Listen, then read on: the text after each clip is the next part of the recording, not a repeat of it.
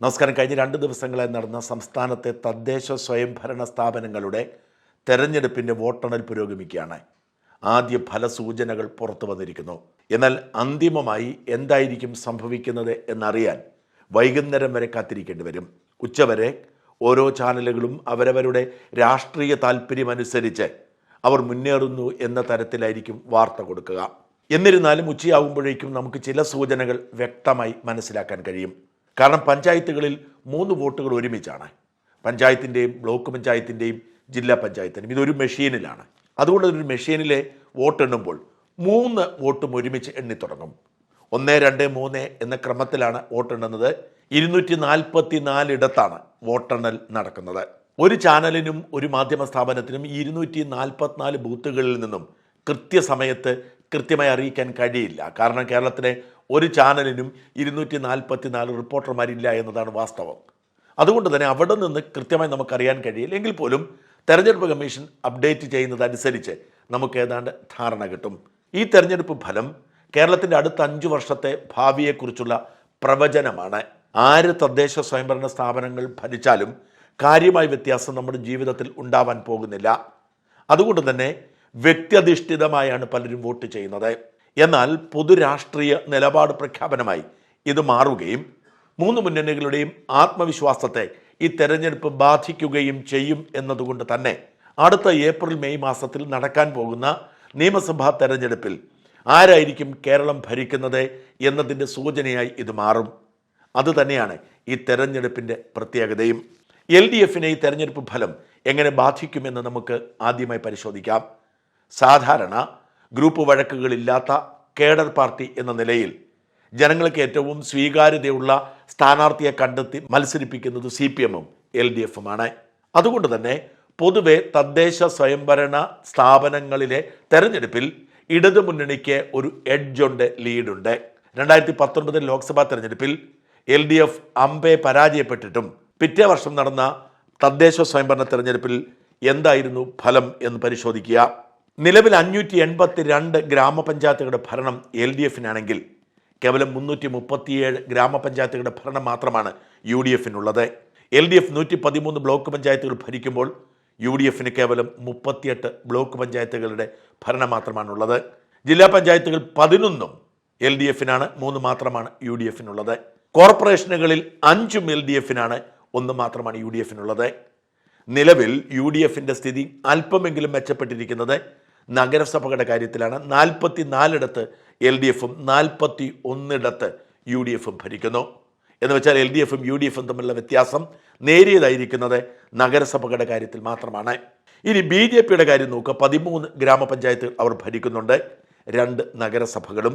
7 ഗ്രാമപഞ്ചായത്തുകൾ മറ്റു പാർട്ടികളാണ്, പലപ്പോഴും സ്വതന്ത്രരൊക്കെയാണ്. 7 SDP-ക്ക് മാത്രം 103 വാർഡുകളിൽ വിജയമുണ്ടെന്ന് ഓർക്കണം. ഒരു ബ്ലോക്ക് പഞ്ചായത്തിൻ്റെ ഭരണവും LDF-നും UDF-നും അല്ല. ഈ സാഹചര്യത്തിനുണ്ടാവുന്ന മാറ്റമായിരിക്കും കേരളത്തിൻ്റെ ഭാവി നിശ്ചയിക്കുക. LDF-നെ സംബന്ധിച്ചിടത്തോളം നിലവിലുള്ള സീറ്റുകളുടെ എണ്ണത്തിൽ കുറവുണ്ടാകും എന്ന് അവർക്ക് തന്നെ അറിയാം. എന്നാൽ ഈ കുറവ് പകുതിയിൽ താഴരുത് എന്നാണ് അവരുടെ പ്രാർത്ഥന. പകുതിയെങ്കിലും വീതം, അതായത് മുഴുവൻ സ്ഥാപനങ്ങളിലെയും അവരുടെ നിലവിലുള്ള സാഹചര്യം പകുതിയെങ്കിലുമായി നിലനിർത്താൻ കഴിഞ്ഞാൽ, അതായത് നഗരസഭകളിലേതുപോലെ മറ്റിടങ്ങളിലെയും അവരുടെ സീറ്റുകൾ കുറഞ്ഞാലും അവർ പിടിച്ചെടുത്തിരിക്കുന്ന ഭരണസമിതി കുറഞ്ഞാലും പകുതിയെങ്കിലും നിലനിർത്താൻ കഴിഞ്ഞാൽ CPM-ന് ആത്മവിശ്വാസത്തോടെ മുമ്പോട്ട് പോകാം. തൂത്തുവാരുന്ന റിസൾട്ട് നിയമസഭയിൽ കിട്ടിയില്ലെങ്കിലും LDF-ന് ശക്തമായ മത്സരം കാഴ്ചവെക്കാൻ കഴിയും. അതേസമയം LDF-ന്റെ അവസ്ഥ ദയനീയമായാൽ, അതായത് പകുതിയിലും താഴേക്ക് പോയാൽ ഇനിയൊരു തിരിച്ചുവരവ് സാധിച്ചെന്ന് വരില്ല. അങ്ങനെയെങ്കിൽ ഭരണവിരുദ്ധ വികാരവും ശബരിമലയും ഒക്കെ കൃത്യമായി വർക്കൗട്ട് ചെയ്യുന്നുണ്ട്. CPM-ന് അതിന് വില കൊടുക്കേണ്ടി വരും എന്ന് തീർച്ച. ഇനി UDF-ന്റെ അവസ്ഥ നോക്കുക. നിലവിലുള്ള അവരുടെ അവസ്ഥ അവർ മെച്ചപ്പെടുത്തുമെന്ന് ഉറപ്പാണ്. എന്നാൽ എത്രമാത്രം അവർ മെച്ചപ്പെടുത്തും എന്നത് നിർണായകമാണ്. ഇപ്പോൾ നഗരസഭകളിൽ മാത്രമുള്ള അവരുടെ തുല്യത അവർ മറ്റിടങ്ങളിലേക്കും വർദ്ധിപ്പിച്ചാൽ, അതായത് കോർപ്പറേഷനുകളിലും ബ്ലോക്ക് പഞ്ചായത്തുകളിലും ജില്ലാ പഞ്ചായത്തുകളിലുമൊക്കെ അവർ നില മെച്ചപ്പെടുത്തിയാൽ അവർക്ക് പ്രതീക്ഷയ്ക്ക് വകയുണ്ട്. കഴിഞ്ഞ തവണത്തേക്കാൾ ജനപിന്തുണയുണ്ടെന്ന് ഉറപ്പാക്കാം. എന്നാൽ നിലവിലുള്ള തദ്ദേശ സ്വയംഭരണ സ്ഥാപനങ്ങളിലെ ഫലനില തന്നെയാണ് ഇക്കുറിയും UDF-നെങ്കിൽ, UDF-ന് അല്പം കൂടിയാൽ പോലും LDF-ന് കാര്യമായ എഡ്ജുണ്ടെങ്കിൽ പിടിച്ചു നിൽക്കുക പ്രയാസമായിരിക്കും. BJP സഖ്യത്തിൻ്റെ NDA സഖ്യത്തിൻ്റെ കാര്യമാണ് അടുത്തത്. നിലവിൽ അവർക്ക് 13 ഗ്രാമപഞ്ചായത്തുകളും 2 നഗരസഭകളും മാത്രമാണുള്ളത്. സ്ഥിതി മെച്ചപ്പെടുത്തും എന്ന് അവർ പ്രതീക്ഷിക്കുന്നു. അവർക്കൊരിക്കലും LDFനെയും UDFനെയും മറികടന്ന് മുമ്പിലേക്ക് എത്താൻ കഴിയില്ല.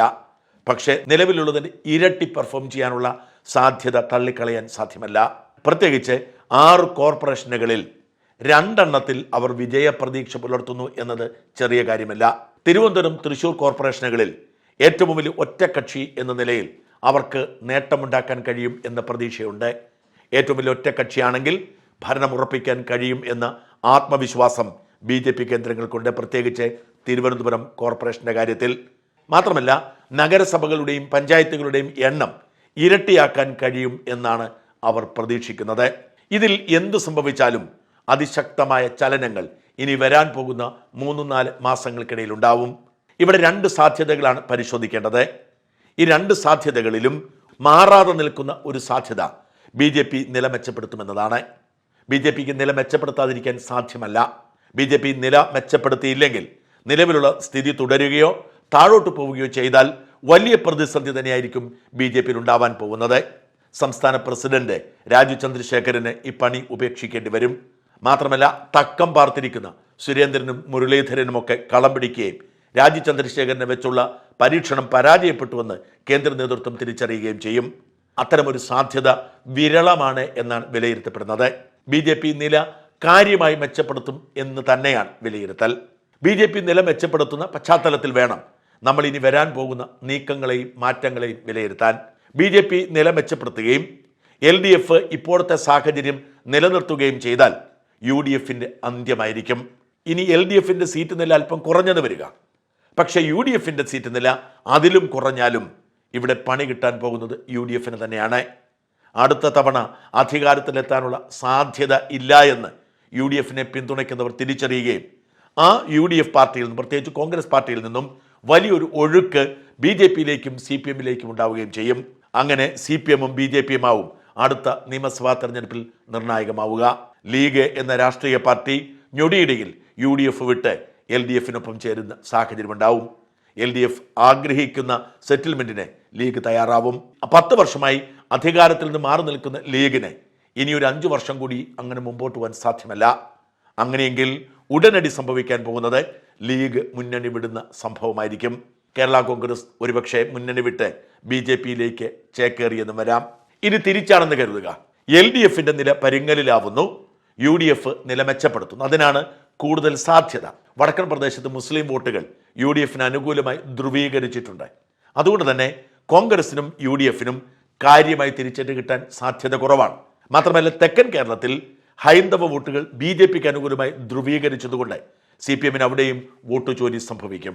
ഈ പശ്ചാത്തലത്തിൽ CPMന്റെ സീറ്റ് നിലയിൽ കാര്യമായി കുറവ് വന്നാൽ, UDFന്റെ സീറ്റ് നിലയിൽ മെച്ചപ്പെട്ടാൽ, BJPയുടെ സീറ്റ് നില വളർന്നാൽ സംഭവിക്കാൻ പോകുന്നത് ഇനി ഭരണമില്ല എന്ന് തിരിച്ചറിഞ്ഞ് CPMൽ നിന്ന് കാര്യമായ ഒരു പ്രവാഹം BJPയിലേക്കുണ്ടാവും. അതാണ് ഏറ്റവും ശ്രദ്ധിക്കേണ്ടത്. ഏത് മുന്നണിക്ക് തളർച്ച ഉണ്ടായാലും BJP വളരുന്ന സാഹചര്യം രൂപപ്പെട്ടാൽ തളരുന്ന മുന്നണിയിൽ നിന്ന് വലിയ തോതിൽ പ്രവാഹം BJPയിലേക്കുണ്ടാവും. അങ്ങനെ വന്നാൽ CPMന്റെ കാലക്കേട് ആരംഭിക്കും. അതായത് ഈ തദ്ദേശ സ്വയംഭരണ തെരഞ്ഞെടുപ്പ് അതിനിർണായകമാണ്. അവിടെ BJP നില മെച്ചപ്പെടുത്തുകയും LDFോ UDFോ നില മോശമാക്കുകയും ചെയ്താൽ, മോശമാക്കുന്ന പാർട്ടി ഏതാണോ അത് CPM ആവാം, കോൺഗ്രസ് ആവാം, ഈ 2 പാർട്ടിയിൽ ഒന്ന് കാലഹരണപ്പെടുന്ന സാഹചര്യം കേരളത്തിലുണ്ടാവും. അതുകൊണ്ട് തന്നെ ഈ തദ്ദേശ സ്വയംഭരണ തെരഞ്ഞെടുപ്പിന് ഇതിനു മുമ്പുള്ള തദ്ദേശ സ്വയംഭരണ തെരഞ്ഞെടുപ്പുകളേക്കാൾ ഏറെ പ്രസക്തിയുണ്ട്. ഇനി വരാൻ പോകുന്ന 5 വർഷം ആര് ഭരിക്കും എന്നതിൻ്റെ സൂചനയായി മാറും. ഇങ്ങനെ സംഭവിക്കാതിരിക്കണമെങ്കിൽ UDF അല്പം നില മെച്ചപ്പെടുത്തിയാലും LDF തീരെ താഴേക്ക് പോവാതിരിക്കണം. BJP കാര്യമായി മാറ്റമില്ലാത്ത അവസ്ഥയിൽ തുടരണം. ഇത്തരമൊരു സാഹചര്യം ഒഴിച്ചാൽ സംഭവിക്കാൻ ഇടയുള്ളത് തന്നെയാണ് നേരത്തെ സൂചിപ്പിച്ചത്.